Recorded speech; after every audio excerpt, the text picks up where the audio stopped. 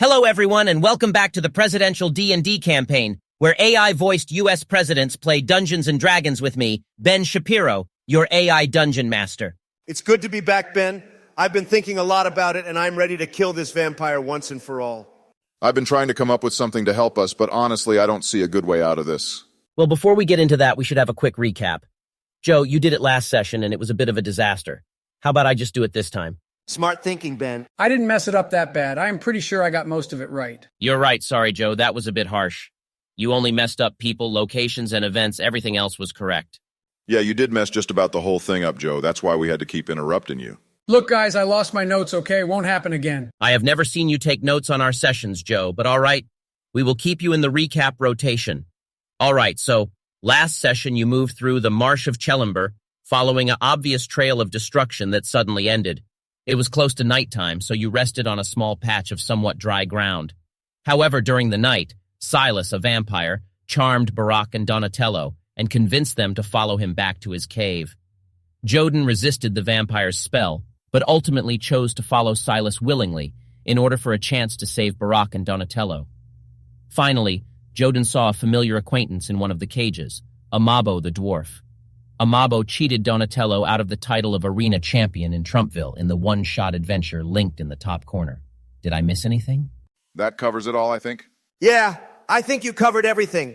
Once again, victory in battle was stolen away from Donatello, so nothing new there.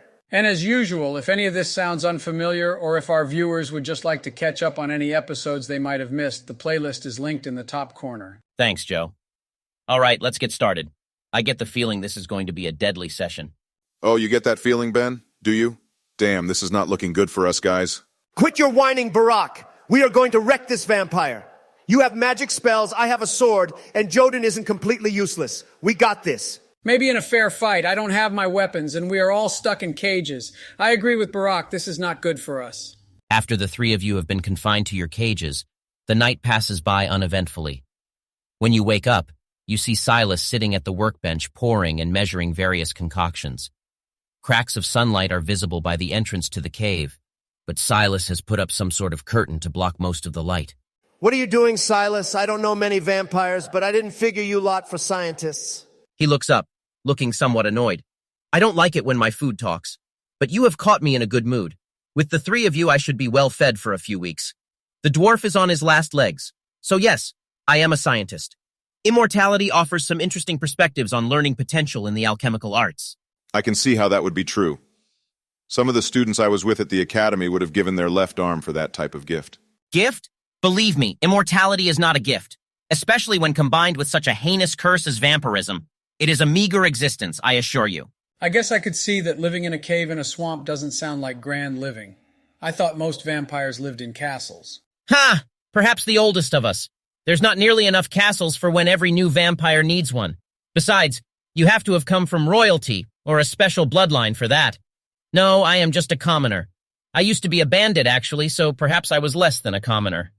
My so-called friends would tease me about my potions and brews, but it helped them be stronger, faster, so I was useful.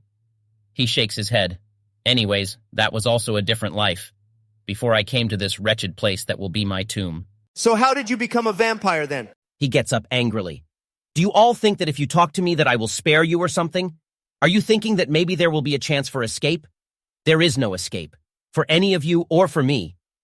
He stalks over and whips out a key, unlocking Amabo's cage. Wait, if you keep feeding on him, he's going to die. Everything is going to die. Except for me, I suppose. But do not worry, I'm not feeding at the moment. It is not quite lunchtime yet. He pulls out a vial. I do need his blood, though. Unless one of you are willing to volunteer? Take mine. Really? Take yours? How much do you know of vampires, my friend? Do you know how we can hear heartbeats? Can smell fear or anger off of prey a mile away? You were angry when you woke. That anger was directed at me. But the rage that you feel towards this dwarf was a bonfire comparatively. I felt the surge of adrenaline when you saw him. Why would you volunteer? I need him alive. Mainly so that I can kill him, but also I don't want to see him die in some dark cave. No, I need to beat him in combat, fair and square. Silas laughs. Well, my apologies, but none of you will be leaving here alive. But very well, if you wish to spare him for another day, you can offer your blood. He tosses the vial at you and returns to the alchemy station. Who is the dwarf Donatello? A stain on the name of Gladiator. I don't know, seems like a decent fellow. He isn't. He made a deal with the sworn rivals of Trumpville to steal my crown as arena champion. I have no idea how he got here, though. Interesting. So this is Thorn, then. Christ, Joe, no, this is Amabo. You need to do some Sudoku. I'm surprised you even remember your name at this point. Anyways, I'll cut my arm and put in some blood to the vial before tossing it back over to Silas. Silas moves with extraordinary speed and catches the vial, then groans in pain, gripping the end of the table with a grimace on his face. Then the look fades, and he continues working on his project. Well, that's interesting. We might stand a chance against an injured vampire. What do you think is wrong with him? None of us hurt him, right? Not me. I came here willingly because he charmed me. Same here.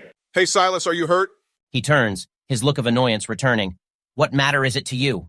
Well, maybe we can help you out with whatever hurt you and you let us go. He laughs, his fangs showing menacingly. Oh, you can help me, can you? You three with your infinite knowledge and experience? You can undo what that damned priest did? You can rid me of this pain? Hold up, a priest did this to you? Was it Lucian? The look of mirth from the humor he found in Barak's words melts into a look of rage as he spits on the floor. Don't say his name. I will kill that priest. I just need to heal first. Hey, Donatello, how's this for my memory? The bandit crew you were with, Silas, Lucian, and his priest came after you, didn't they? They ran off the others and captured you somehow. He scowls. No, he hired the others, and they delivered me to Lucian, bound and powerless. The closest thing I have ever had to family sold me for a sack of gold. Can't blame them, I suppose. I would have sold any of them in a heartbeat. Still hurt, though. The enchanted silver bands around my hands and throat. He rubs his wrists painfully. This doesn't make sense. Why would Lucian buy a vampire? What did he do to you, Silas? Silas stands. Shut up, all of you. Bastards. Distractions. I need to focus. I need to work. You are just food now, do you understand? You're dead. At least the dwarf understood that. He fell silent after I fed on his friend. Is that what you need? He turns to face all of you, face transformed into a demonic vampire look, with fangs bared. Do you want me to feed? If I kill the dwarf, will you just be quiet? Look, Silas, feed on us if you want, but there's no love lost between us and Lucian. Hell, we are probably going to end up killing him once we return to Loudwater. Maybe we could actually be friends here. Or if not friends, how about co-workers? Really? You think you could kill Lucian? You three? It took me less than an hour to place you all in cages. How do you plan to get past his priests, to even get close enough to kill Lucian? Just ask nicely? No, we are going to kill all the priests too, probably. Any that get in our way, at least. But first, we need to know what Lucian did to you, and we need to bring Amabo back to Loudwater with us. Ah, yes. Let me let you all leave because you claim that you want to kill Lucian. That makes perfect sense. He tried to kill us first, locked us in a cave with an assassin. But Kieran, the lord of the town, is on our side. Look, Silas, you can continue trying to fight him on your own. Maybe you can undo whatever he did to you. Maybe you can't. Either way, you would have a better chance with us on your side. Fine. You do make some valid points. Perhaps allies in my battle with Lucian would be helpful. But I still can't just let you all go. The travelers aren't moving between the outpost and Loudwater very often anymore. I need sustenance. If I let you go, then I will starve. But I am not unreasonable. I have a deal. If you accept, then we can be allies in this battle. If not, well, then I feed on each of you. I am always looking to make a deal. What did you have in mind? I let the three of you go, but hold on to Amabo. You travel to the outpost. It is a day's journey from here, and bring me back 3 victims for me. Then I let you all and the dwarf go. In order for you to let us go, you want us to find 3 people to take our place? Yes. His lips curl in a wicked smile. Of course, they could be criminals, murderers, thieves. Blood is blood, you see. No, we won't do that. Hold on, Donatello. All right, fine. Let's say we do that. We need some more information first. What did Father Lucian do to you? Do you have any proof? His smile fades. He tortured me, locked me in silver shackles in a chamber beneath the abbey, injected me with the blessed waters. We will cure you, Silas, he would say. Suffice it to say that vampirism and water blessed by a godly artifact do not mix well. He would have me feed on unconscious victims who had been drinking the water all their lives. The blood would boil me from the inside out. Only my curse kept me alive, a poor, whimpering mess. That sounds horrible. Why would he do that? He claimed it was for the war. Lucian would go on and on about the war. Tell me how I was an instrumental weapon, that I would turn the tide. I think it was because he is a cruel man. I may be a monster, But Father Lucian and his band of holy men are so much worse. What war? I don't know. He wouldn't say more than that. But alas, it doesn't matter to me. I escaped barely due to one of the priests getting a bit too close. His blood boiled, but as I drained him, it gave me strength. I broke the bands and fled, hardly more than a gaunt shadow. That was a month ago. I fled into the swamp, subsisting on animal blood until I found this cave. I traded with the outpost down south and was able to get the rudimentary ingredients to begin some experiments. See, now that I have this blessed water in my veins, using my abilities causes incredible pain. My magic is the only thing that remains intact. Then the trading caravan caught my attention. Fresh blood was too tempting to pass over. It gave me strength again, renewed vigor for my cause. The second caravan was an unfortunate one. An Otu had destroyed it. 2 caravans missing, though. I knew someone would come looking. So I scattered the debris, laid a trail. Then the first adventuring party came through, and I locked them in these cages. The dwarf is the sole survivor now, and then, just as I was beginning to worry about food, you 3 came splashing along, even easier to capture than the first party. That's because you cheated. You couldn't beat us in fair combat. His eyes flash with deadly intent. Have you that much confidence in your capabilities? The intense pain caused by using my abilities is nothing when fighting to the death. I could pluck your entrails and splay them in front of you with the bat of an eye. Whatever. We aren't going to kidnap 3 innocent victims to secure our release. Donatello, we have to. It's our only way out. Trust me, they won't be innocent victims. I can't believe you are going along with this, but fine. Whatever. All right, let us go then. Very well. If you accept my agreement, then I shall let you go when night falls.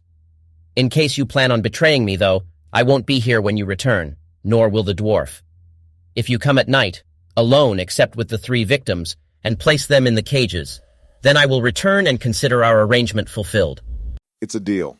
The day passes stressfully, with Silas disregarding any future attempts at communication. As night begins to fall, Silas opens Amabo's cage and picks him up with ease, only a slight grimace as he does so.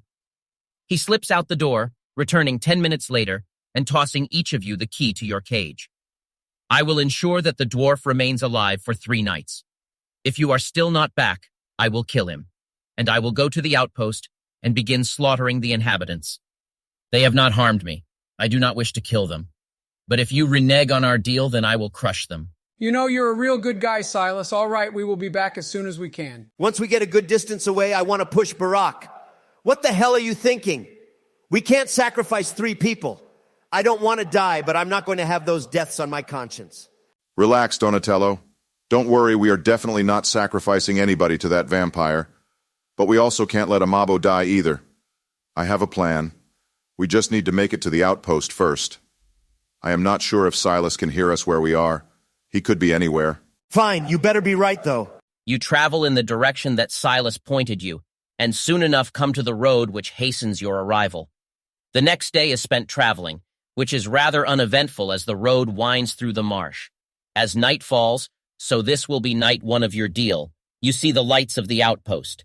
It is a small village, houses built on stilts to stand out of the water, and a few guard towers around the perimeter. The largest building has a sign out front that reads, Lady of the Marsh Tavern. Do any of the guards stop us or anything? You can actually see that the guard towers are empty, and most of the lights in the houses are out as well. You can hear a crowd inside the tavern, though that is honestly the only sign of life. All right, it is finally time for me to have a warm bed and a true drink. I don't even know if we were able to finish the one that we got from Vadric before we headed out. Agreed. Let's get a room and some food. Then tonight we can talk about my plan. It better be a good one. I'm not seeing any good options for dealing with a pissed-off vampire, even if he is injured still. That end with us and Amabo alive. Awesome. Thanks for joining, guys. We will probably end the session there. I am interested to hear this plan of yours as well, Barack. I bet you don't even have a plan. You were just saying that so that I would actually leave. We are taking back 3 victims, aren't we? Christ, Donald, have some faith. The whole campaign I have been trying to keep us on the good side of things. We wouldn't really be good guys if we sacrificed people to a vampire. Yeah, I guess that's a good point, Ben. Is there any chance I can get a new bow in this town? Yes. You will probably be able to get a new bow. Also, you were able to recover your short swords after Silas took them back at the cave. Sweet. All right, that makes me feel better. I like that bow. Family heirloom, you know? Damn, well, you still have the pieces, right? Maybe we can find someone to fix it at some point. Is there a blacksmith in Loudwater, Ben, or a Fletcher or someone that could maybe fix it? Yeah, there is one of both of those in Loudwater. We can get to that when we get back there, though. Probably won't be for another session or two. True. We have at most a day to spend here before we need to leave to get back to Silas. And then it's a day back up to Loudwater from there. All right, well, to our viewers, if you liked the video, make sure to like and subscribe. Perfect. Thanks again for joining, guys. We will see you all tomorrow.